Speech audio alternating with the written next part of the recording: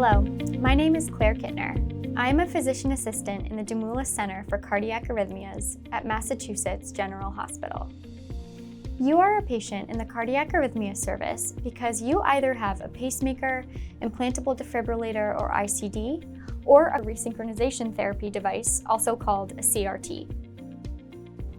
These devices rely on a battery or a generator to keep the device working. The battery life is one of the things we monitor closely through your device checks, and as with any battery, the battery of your device will become depleted with use.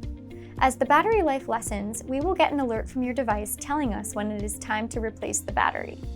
This alert will come with at least 3 months of battery life left, so we will have plenty of time to schedule the procedure. This video will outline the necessary steps you need to take before you come into the hospital for your scheduled procedure, as well as what to expect before and after. First, lab testing and a chest x-ray should be completed within 30 days prior to your procedure. We prefer these to be completed at least 1 to 2 weeks prior to the procedure. This way, if there are any abnormalities, we have time to address them beforehand and repeat testing. These labs and imaging studies will be ordered by a provider to be completed at an MGB facility. One of our team members will call you before your procedure to outline all of the necessary steps to this testing. You will receive a call from one of our nurses the day before your procedure to specifically review medications to hold, what time to come into the hospital, and where to check in. Please note, if you use Patient Gateway, the time associated with your procedure may not be accurate. Additionally, if you have an allergy to contrast dye, you should notify your doctor before your procedure, as you may need to be pre-medicated to avoid a reaction. The day before your procedure, you will need to stop eating solid food as early as 10 p.m. You can only drink clear liquids up until 1 hour prior to arriving to the hospital. Clear liquids include Gatorade, Powerade, Pedialyte, apple juice, cranberry juice, grape juice, water, regular or diet soda, black coffee, or tea. Do not drink milk, cream, or non-dairy creamer. Your procedure could risk getting canceled if you have solid food or non-clear liquids in your system. If you are diabetic, drinking a clear liquid with sugar up until 1 hour before you arrive to the hospital is important to avoid low blood sugar. If you are on a blood thinner, such as apixaban or Eliquis, rivaroxaban or Xarelto, or dabigatran or Pradaxa, you will be required to hold your evening dose the evening before the procedure and your morning dose the morning of the procedure to reduce the risk of bleeding. If you are on warfarin or Coumadin, this can be continued without any missed doses. However, you should have an INR level checked once a week for 3 weeks prior to the procedure to ensure your levels have remained therapeutic. If you have your INRs checked at an outside facility, please bring in a printed copy of your INR levels when you present to the hospital for your procedure. After your procedure, our team may elect to have you hold additional doses of your blood thinner depending on how your incision site looks. If you are taking canagliflozin or Invokana, dapagliflozin or Farxiga, or empagliflozin or Jardiance, please hold 3 days before your scheduled procedure. If you are taking erdagliflozin or Steglatro, it should be held 4 days prior to your procedure. If you are taking a GLP-1 agonist, such as semaglutide or Ozempic or Wegovy, exenatide ER or Bydureon, dulaglutide or Trulicity, albaglutide or Tanzium, or tirzepatide or Mounjaro, it should be held for 1 week prior to your procedure. It is also important to notify your endocrinologist about the need for holding these medications 1 week prior to your procedure so they are aware. If your doctor has instructed you to hold any other medications prior to the procedure, please do so as well. Other medications that can interact with anesthesia are also typically held the morning of your procedure, like blood pressure medications, diuretics or water pills, and medications that affect your heart rate.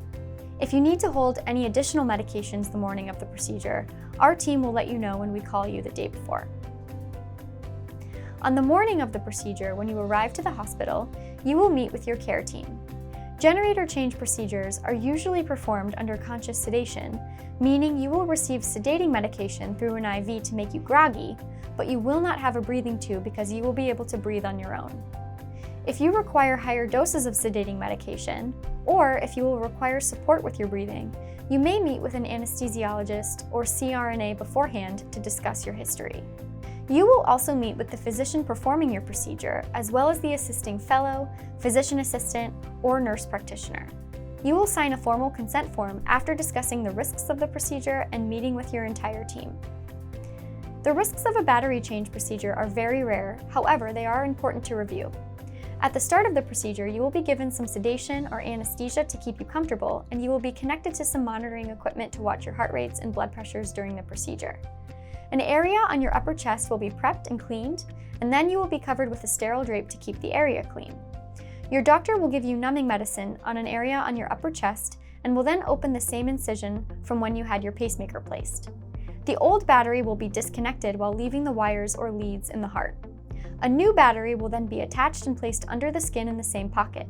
The skin will then be closed with absorbable sutures, and you will go home with a dressing on your chest, which will need to stay in place for 5 days. On the rare occasion, staples may be used to close your incision site. These will be removed 2 weeks after your procedure at a follow-up appointment. You will then have a second follow-up appointment 6 to 12 weeks after your procedure. You will receive specific instructions regarding your type of device dressing and when the site may get wet before you are discharged home. There is a risk of some pain or discomfort at the incision site, bleeding, infection, and swelling. Rarely, the existing leads or wires in your heart could become dislodged or fall out of place. If this happens, you may require an additional procedure to fix the leads. Your device will be carefully monitored during the procedure and will tell us how the leads are working. Additional procedural complications that can occur include stroke, heart attack, damage to the kidneys if contrast dye is used, and death in extremely rare cases. It is important to mention that each of these risks are very rare, and your care team is well equipped to address any potential complication that may occur. Many patients are discharged the same day as their procedure depending on the time their case is finished, how long the procedure took, and how you feel after the procedure. If you meet our criteria for a safe discharge, you may be sent home the same day. Otherwise, you will be kept overnight for monitoring and likely discharged the following day. It is important to mention that under no circumstance can you drive yourself to the hospital for your procedure. You cannot drive for 2 weeks after a device implantation. Under certain circumstances, it is Massachusetts state law that you cannot drive for a full 6 months after your device implant if you have ever passed out and lost consciousness as a result of your abnormal heart rate. Regarding travel after your procedure, this will be up to your doctor based on your particular case. If you have planned travel shortly after your procedure, please let your doctor know beforehand. Generally speaking, travel is permitted after a week or so. A separate video discusses all of the restrictions you will need to follow after your procedure. You will likely go home the same day as your procedure, and you must have an adult who will escort you home as you will not be able to drive after your procedure. Your restrictions and medications will be reviewed with you and written down on your discharge paperwork. You may be discharged home with a new remote monitor to keep plugged in at your bedside table at home, or you will be set up with a phone app that is able to monitor your device.